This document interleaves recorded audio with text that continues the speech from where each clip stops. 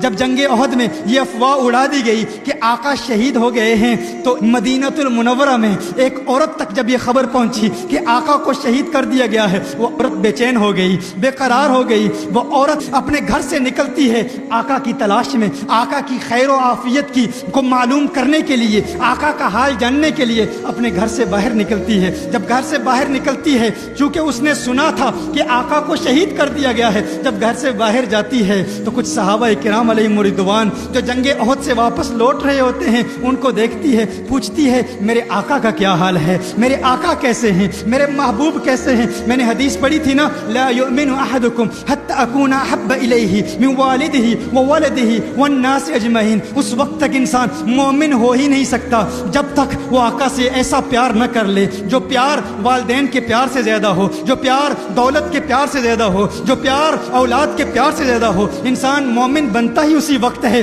جب انسان آقا سے پوری کائنات سے زیادہ پیار کرے، ہر ایک سے زیادہ پیار کرے۔ یہی پیار کا تقاضا ہے۔ مصعب بن عمیر نے اپنے ماں باپ کو چھوڑا تھا، یہاں یہ ایک عورت آقا کے پیار میں، آقا کی تلاش میں بے قرار ہو کر مدینہ المنورہ سے احد کے مقام کی طرف جا رہی ہے، صحابہ سے ملاقات کرتی ہے۔ صحابہ کہتے ہیں، ہے صحابیہ کیا تو جانتی ہے تیرے خامند کو شہید کر دیا گیا ہے، تیرا خامند شہید ہو چکا ہے، تیرے خامند کو قتل کر دیا گیا ہے۔ اس عورت نے کہا، ارے میں نے خامند کے متعلق نہیں پوچھا، میں نے اپنے محبوب کے متعلق پوچھا ہے، بتاؤ میرے محبوب کا کیا حال ہے۔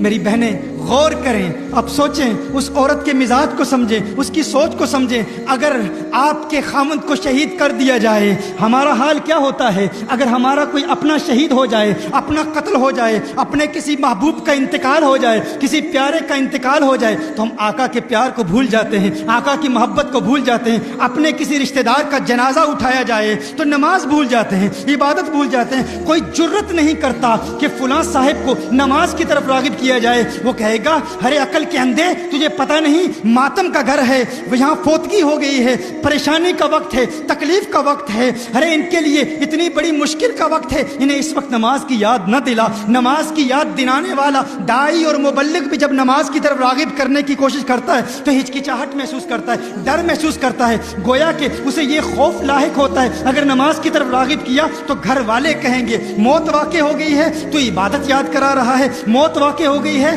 تو تدفین کے احکام سکھا رہا ہے، موت واقع ہو گئی ہے تو کفن کے احکام سکھا رہا ہے۔ ہر ایک ڈرتا ہے کیونکہ ہم نے ماحول ہی ایسا بنا لیا ہے نا، ہم نے ماحول ہی ایسا کریٹ کر لیا ہے۔ لیکن اگر ہمارا کوئی عزیز اقارب رشتہ دار اس دنیا سے چلا جائے ہم دین کو بھول جاتے ہیں، آقا کے پیار کو بھول جاتے ہیں، آقا کی محبت کو بھول جاتے ہیں۔ اور وہاں وہ عورت جو آقا سے پیار کرتی ہے، آقا سے محبت کرتی ہے، اسے بتانے والے نے بتایا تیرے خامند کو شہید کر دیا گیا ہے، تو خامند کے متعلق نہیں پوچھتی؟ اس نے کہا نہیں مجھے میرے محبوب کے متعلق بتاؤ۔ نہیں کہا کہ اس کے کفن کا انتظام، اس کے دفن کا انتظام، نہیں خامند کی یاد ستا رہی ہے، نہ ہی خامند کی محبت ستا رہی ہے، وہ جاننا چاہتی ہے میرے آقا کا کیا حال ہے، میرے آقا کیسے ہیں۔ ایک اور صحابی آتے ہیں، وہ صحابی کہتے ہیں تجھے پتہ نہیں تیرے بھائی کو شہید کر دیا گیا ہے، تیرے بھائی کو قتل کر دیا گیا ہے۔ اس نے کہا نہیں مجھے بتاؤ میرا محبوب کیسا ہے، مجھے بتاؤ میرے آقا کیسے ہیں۔ کسی نے کہا ارے تجھے پتہ ہے جنگ احد میں تیرے باپ کو شہید کر دیا گیا ہے۔ اس نے کہا نہیں بتاؤ میرے آقا کیسے ہیں، بتاؤ میرے محبوب کیسے ہیں۔